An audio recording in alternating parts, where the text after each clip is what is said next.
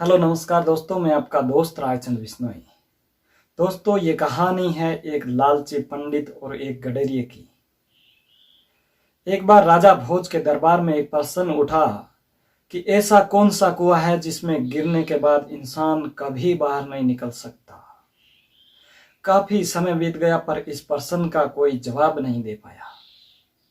तो एक दिन राजा भोज ने राज पंडित को बुलाकर कहा कि जाओ और इस प्रश्न का उत्तर 7 दिनों के अंदर लेकर आओ, नहीं तो आपको आज तक जो भी इनाम धनराशि आदि दिया गया है वो सब वापस ले लिया जाएगा और इस नगरी से भी बाहर निकाल दिया जाएगा। राज पंडित उस प्रश्न का उत्तर खोज रहे थे। 6 दिन बीत चुके थे लेकिन उस प्रश्न का कोई उत्तर नहीं मिला। तो निराश होकर राज पंडित जंगल की तरफ निकल पड़े। तो वहां उनकी मुलाकात एक गडरिये से हुई। तो गडरिये ने पूछा कि आप तो राज पंडित हो, राजा के दुलारे हो, फिर भी चेहरे पर इतनी उदासी क्यों? तो राज पंडित ने सोचा कि ये गडरिया भला मेरी क्या मदद करेगा। ऐसा सोचते हुए चुपचाप निकल रहे थे। तो गडरिये ने दोबारा पूछा कि पंडित जी, हम भी सत्संगी है, क्या पता आपके समस्या का हल मेरे पास हो, आप निसंकोच कहिए। तो राज पंडित ने प्रश्न बताते हुए कहा कि अगर इस प्रश्न का कल तक मैं उत्तर नहीं दे पाया तो मुझे इस नगरी को छोड़ना पड़ेगा और मेरी सारी धन दौलत भी यहीं रह जाएगी। तो गडरिया बोला, मेरे पास पारस है जिससे खूब सोना बनाओ। एक राजा भोज क्या, लाखों राजा तेरे पीछे घूमेंगे, लेकिन एक शर्त है, वो आपको माननी पड़ेगी। आपको मेरा चेला बनना पड़ेगा। तो राज पंडित के अंदर पहले तो अहंकार जागा कि इस दो कौड़ी के गडरिये का चेला बनूं, लेकिन अपने स्वार्थ पूर्ति के लिए, उस पारस को पाने के लिए, चेला बनने के लिए तैयार हो गए। तो गडरिये ने कहा कि पहले भेड़ का दूध पियो, फिर मेरे चेले बनो।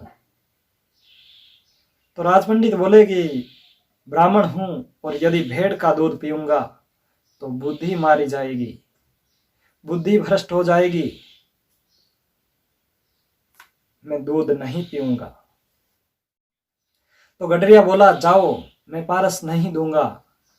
राज पंडित ने मन ही मन विचार किया और भेड़ का दूध पीने के लिए तैयार हो गए।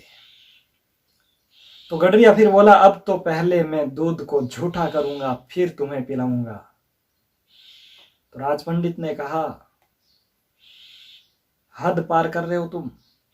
एक ब्राह्मण को, एक पंडित को झूठा दूध पिलाओगे तुम? तो गडरिया बोला, अगर झूठा दूध नहीं पीना है तो जाओ, आपको पारस नहीं मिलेगा। तो राज पंडित ने फिर विचार किया और झूठा दूध पीने के लिए भी तैयार हो गया। लेकिन गडरिया यहीं नहीं रुका। उसने कहा, वो तो बात गई, अब तो जो सामने मरे हुए इंसान की खोपड़ी का जो कंकाल पड़ा है उसमें दूध दूंगा, उसको झूठा करूंगा और उसको कुत्तों से चटवाऊंगा, फिर तुम्हें पिलाऊंगा। अगर पारस चाहिए तो, नहीं तो अपना रास्ता नाप लीजिए। राज पंडित ने सोचा, काम तो बड़ा कठिन है, लेकिन अपने स्वार्थ पूर्ति के लिए, उस पारस को पाने के लिए कुछ भी करने के लिए तैयार हूं। तो दोस्तों, यही वो कुआं है तृष्णा का, लोभ का, जिसमें इंसान अंदर गिर जाता है, गिरता जाता है, वापस कभी बाहर नहीं निकल पाता। जैसे राज पंडित उस पारस को पाने के लिए कुएं के अंदर गिरते गए, अपना धर्म छोड़ते गए, अपना कर्म छोड़ दिया, लेकिन वो पारस भी हासिल नहीं हुआ। तो दोस्तों, ये छोटी सी कहानी जिंदगी में बहुत बड़ी सीख देती है।